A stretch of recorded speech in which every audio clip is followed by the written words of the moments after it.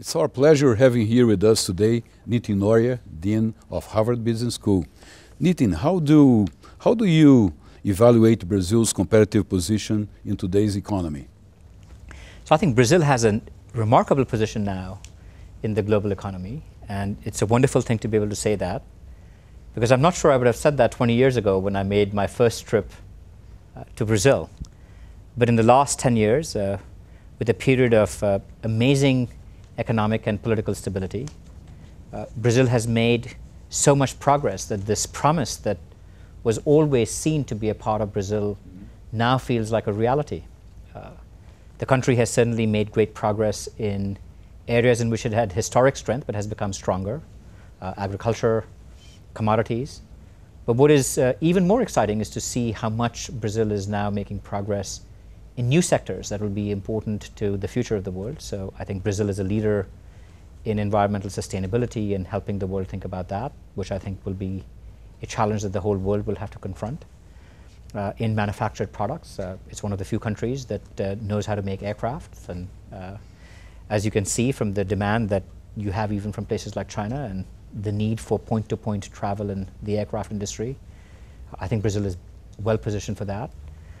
There's now, from what I can tell and seeing some of our own students at Harvard Business School, a new entrepreneurial class that seems to be emerging in Brazil as well around the internet and telecommunications technologies, where you can start businesses with a lower cost of capital, because the cost of capital in Brazil continues to be, I think, one of the challenges that the Brazilian economy has, which has historically made it hard for entrepreneurs who didn't have access to capital.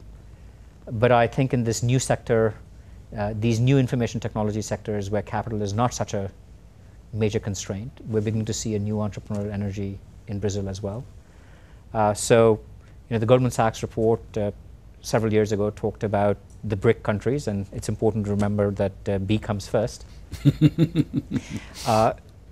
Whether Brazil is yet a leader among the BRIC countries or not, I think there's still more work to do. But it certainly now very comfortably finds its place in the BRIC countries as a country that has captured the imagination of the world.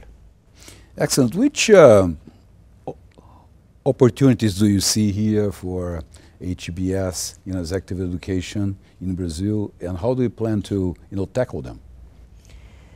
So for Harvard Business School to remain a business school that continues to attract the best students in the world, we need to realize that the leaders that we educate will increasingly expect to come to Harvard Business School and get a global education.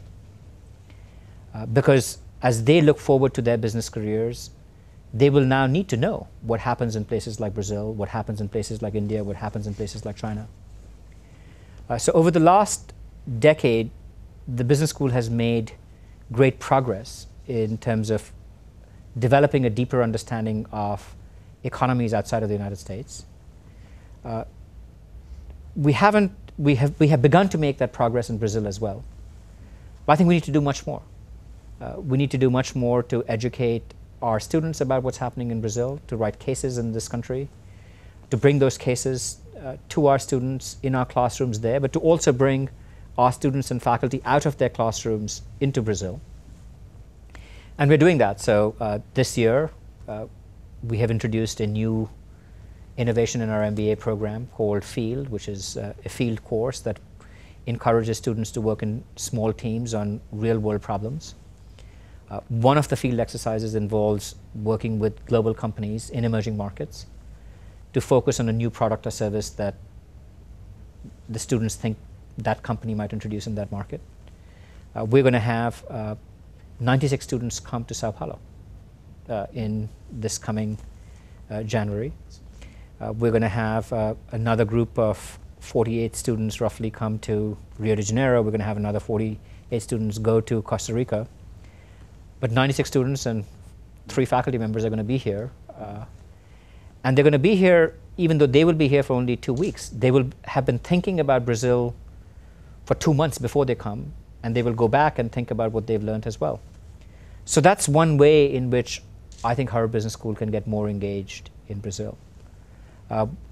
We have for many years, and I know that we're here at Insper, we have been involved in helping business schools develop in Latin America. We took an early lead in that.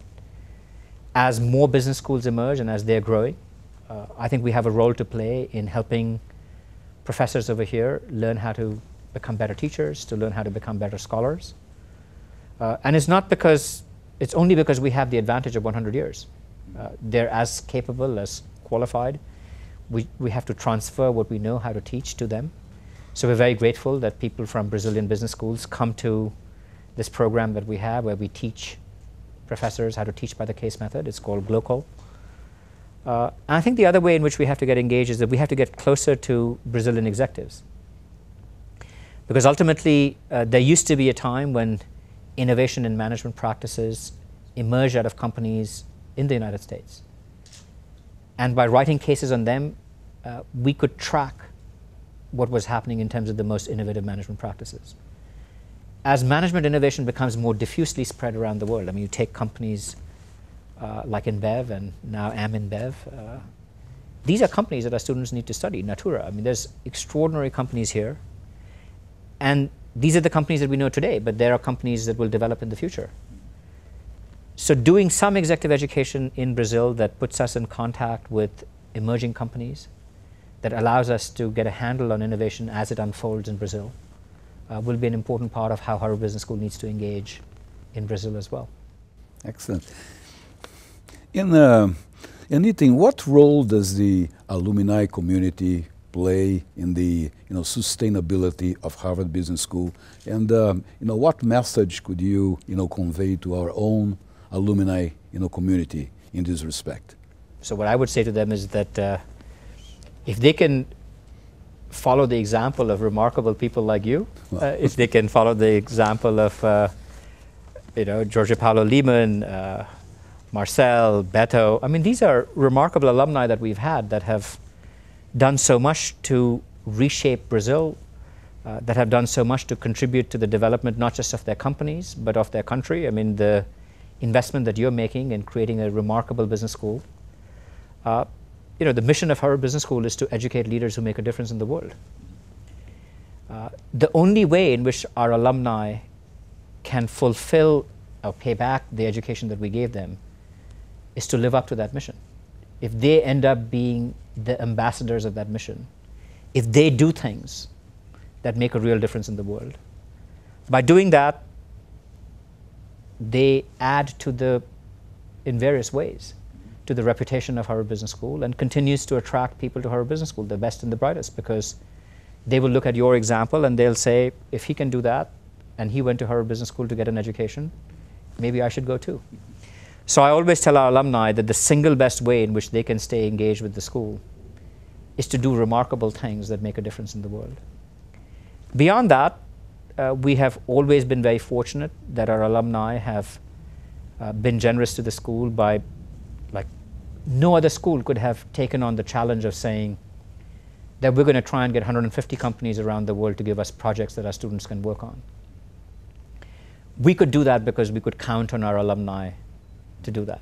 Here in Brazil, the fact that so many companies have agreed to form these learning partnerships with us to enable our students to do these field projects is a great example of how our alumni end up interacting with the school. We're also trying very hard as a school now to recognize that entrepreneurship, which is something we care about very deeply, is not something that our students necessarily feel prepared to do the day they graduate from Harvard Business School. But over the next 10 years in their career, after they've gained experience in some other company, many of them are inspired to do something entrepreneurial. So we're trying to work with our clubs in each of our alumni clubs in each of our regions to become resources so that the school can provide a lifelong capability for people to pursue entrepreneurship. Last year, we initiated the Alumni Venture Contest. We had 100 entries from all around the world. We hope to expand that. So participating in that, becoming resources for each other to enable people to pursue this dream of entrepreneurship as their careers unfold is another way in which I think the alumni can be engaged with each other and with Harvard Business School. Okay, thank you very much, Nitin. Thank you. Okay.